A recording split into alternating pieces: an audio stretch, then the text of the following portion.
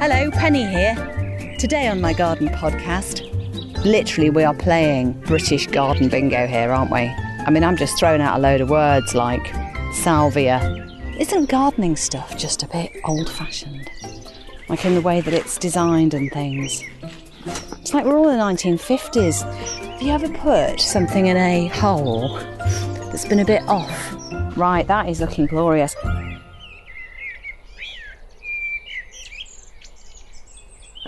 No, I'm not having that. So I've used my app and I've pointed it at a plant that I thought was called Mighty Phil. The proper name I don't know, but I went to the Royal Horticultural Society garden, kind of Chelsea garden show, but up north at Tatton.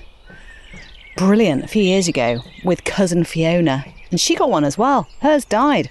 And mine survived. And honestly thought it was called Mighty Phil, but this is called false buck's beard.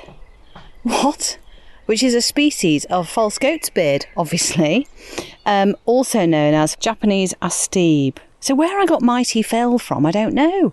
But ultimately what happens is it grows really bushy and shoots out feather duster style pink fluffy plumes, which is beautiful. So anyway, ahead of us, quite some interesting hard work. Just to set the scene, the context is that we're midway up the garden. We're just before we get to the veg box area, and a couple of years ago I carved out of the lawn some beds. One of them's been brilliant, the other one has been very, very naughty.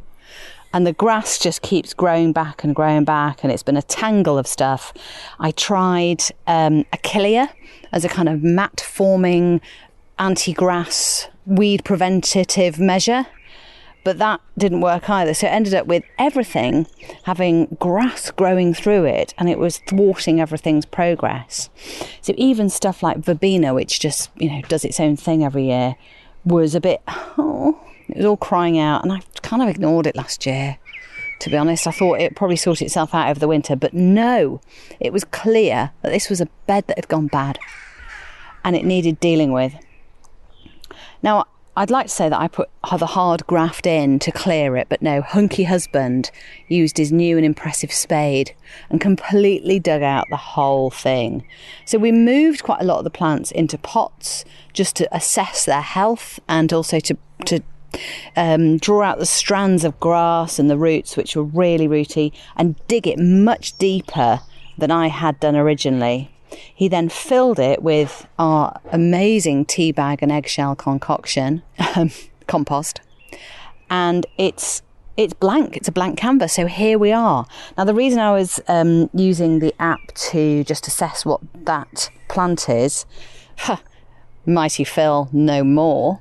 Whatever the astebe is, Japonica astebe, Japanese astebe thing, beautiful. It's got nice red rhubarby coloured stalks and these lovely bright lime green coloured leaves so far. The reason I was photographing it for the before I put it in is just to find out how tall it's going to grow. It's going to go 60 centimetres, and the nice thing is it can withstand -10, -15 degrees, so it's going to stay in the ground. I am not going to muck about with this plant, and I've been doing the same for some others actually. So I've got a heather, and this is a random collection. It's not necessarily any sort of curated, well thought through collection of plants that are going in.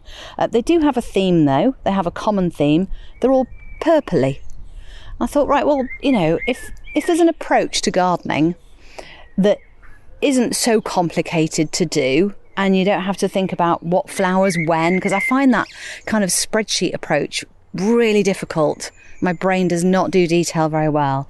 But if I know that it's just purple, I will go and get a purple plant to fill a hole in this bed when the time comes. I also think yellow works well with purple. And I'm saying that because I've actually got a yellow dahlia which I'm very keen to put in, and I think that would just lift the whole area. We'll see. But first things first, the first entrant to the new bed area, with everything crossed for its success, is a japonica.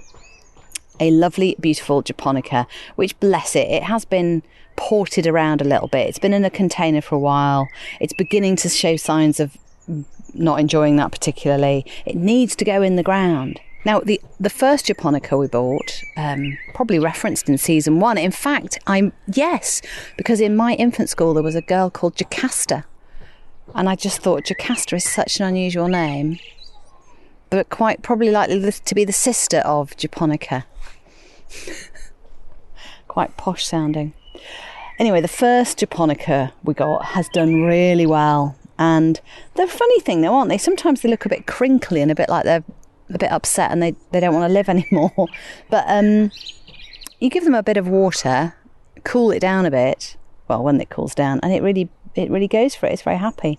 So yeah, I mean, literally we are playing British garden bingo here, aren't we? I mean, I'm just throwing out a load of words like salvia, japonica, heathers, dahlia, verbena, and literally we've got a full house. British garden bingo. Do you know what? Sometimes I wonder whether my references are too British. I wonder if everyone knows what bingo is. Basically, it's a little game where you use a dabber. Oh no, right, okay, that's just leading us into all sorts of territory. But yeah, if you match a load of words on your own card with what's been said at the front of the room, then you can shout out, full house! Of course. It's natural. Right, okay, so the first plucky volunteer to go in the hole is japonica number 2. So japonica number 2, and I'm going to give it everything. I'm going to support it fully. So not only am I going to attend to every weed that crops up near any of the plants going in the formerly bad bed, I'm also going to start it off with some amazing compost in the root ball area. I'm also going to put in a touch of the Top Rose slow release granular plant food. And that's not an advert because other feeds are available. But the name would indicate it's just for roses, but it's not actually for roses. I don't know why it's called that. I think we need to discuss that branding. Isn't gardening stuff just a bit old-fashioned? Like in the way that it's designed and things. It's like we're all in the 1950s, like fangirling over the Percy Thrower. It's not the case anymore. Anyway, maybe I should bring out my own range. What do you think, everyone? What should we have in it? Like gardening gloves with cuffs. Do you need your plants to be heavily challenged and possibly die? Get Penny's feed that doesn't work. Anyway, yeah, so... Oh, do you know what? I think gardening is that really odd thing, isn't it? Where you have a lot of hope. And sometimes you don't know what the factors are, what conditions have led to the demise or success of your bloom. And quite often you can't pin it down. Is it natural weather conditions? Is it watering conditions? Are you to blame? Have you played a part in the success of your plant by watering it the right amount, by paying attention to it, or not paying attention to it, or not serving it? You know, some herbs and rosemary, for example. Just ignore it. Treat it mean, keep it keen. It loves a Mediterranean style dryness, doesn't it? And sandiness in its soil. So all of the factors combined, you can't discern what has affected change. And that can be quite frustrating. So when you're frustrated, you could maintain your frustration, couldn't you? Or you could jog on with your life and go, oh well, which is what Hunky Husband is incredibly good at. He's very good at perspective and a bit of stoicism and a bit like, it doesn't matter, does it? Why this thing has occurred? It doesn't matter. It just has. So let's make the best of it, I suppose, or move on. But anyway, these are my conditions. These are my factors that I'm bringing. Food for plants. Let's go. Let's go to the hole. I haven't bored you all with the hole digging. I hope it's already prepared. So a little handful of the stuff out of a box, which I will admit is a few summers old and possibly, there we go, sprinkle that in, possibly out of date, we don't know. Also, the other thing you don't know, because we're not scientists and we don't study this stuff, is if you leave your stuff, your chemicals, your sprays and your stuff that you're going to put in the ground, like your blood fish bone meal stuff that we had for a while, stank, but Joey really liked it.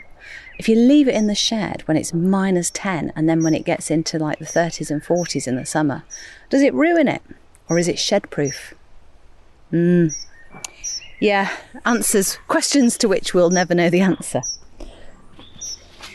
Or if you know the answer, you could communicate with us. hello@bitfamous.co.uk and tell us what your views are on shed proofing items. So I'm not having them in the house. I'm not having blood, fish, bone meal in the house. It'll stink, won't it? Right. Here's one I prepared earlier. A lovely amount of homemade compost. So proud to deliver this. It's exhausting being a human, isn't it, these days? What with food recycling and food waste and recycling issues in your kitchen. We've got about 4 bins. 5 now. I've just added another one to it. So we've got normal bin, which we call the bin. We've got the recycling bin. Then we've got the compost bin. Sorry, 4 bins. No, 5. I've got soft plastics bin now because the supermarkets have started taking away, what they do with it, I don't know, but taking away your soft plastics, which you could never recycle before. And then 5th, I've just added another bin, which is my coffee grounds bin, because I love getting rid of those on plants, around the base of the plant where the slugs and snails are likely to try and crawl on and eat. 5 bins. 5 in my kitchen. I mean, you add that into all sorts of stressful situations in your life and you're under pressure, which is why gardening's so good, isn't it? To relieve the stress of life. Right, how much shall I put in? I think about that'll do. Don't want to waste it. My plan with this bed as well is not to completely feed it with compost, all of it. I'm just going to do one hole at a time as I put the plants in, which I think is a nice way of feeding the soil and the plant, but without overdoing it. This japonica I have just taken out of the container, and it's got quite a small root ball, bless it. No wonder it's yearning to romp out, isn't it? So I'm going to water on top of that compost and feed. Get it nice and ready for the japonica. I've already taken it out of the container, and it is actually a really small root ball. I should have dealt with this a bit sooner. No wonder it's wanting to romp out. Get out of there. What shall I do with that? Right. Do you know what? My hose nozzle's buggered. My gun. The gun I bought, the hose gun, which was metal, to deter other family members from slamming it down on concrete floors and patios and chipping it and breaking it, it's just gone. It's just all gone all flaccid. I mean the trigger on it. There's nothing to go at. So it's going to have to go in the skip. I don't have a recycling bin for that. Right, so I'm lifting up the big japonica now. It's quite heavy. It's amazing, isn't it? And then it's going in. Is it the right size? Is it the right way round? Now that's a good question, isn't it? Have you ever put something in a hole that's been a bit off? It's been lent to one side or something, and you haven't been quite satisfied with it, but it's too late, isn't it? You've pressed it in with your toe, you've put the soil in, you've backfilled, and yet it remains a little bit off centre. Now, I'm not going to get a spirit level on it, but japonica has been growing in a certain way, and I don't want to turn her back to the sun, so I think I'm just going to turn it around and have another look at it.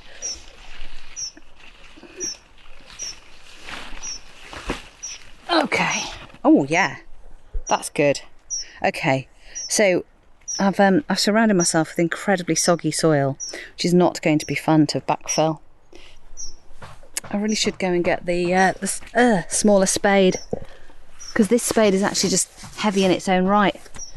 Before I even load it with soil, it's really quite heavy to lift. I think my husband just bought it to show off his muscles. Look, I can lift this heavy spade. Right. The problem with that I've got is that I can't actually see past the japonica's low leaves to see where I'm meant to be backfilling. And the soil is so soggy because I've overwatered it. Ah, do you know what? You've just got to do what you can, haven't you? Oh, it's really nice at the moment in the UK.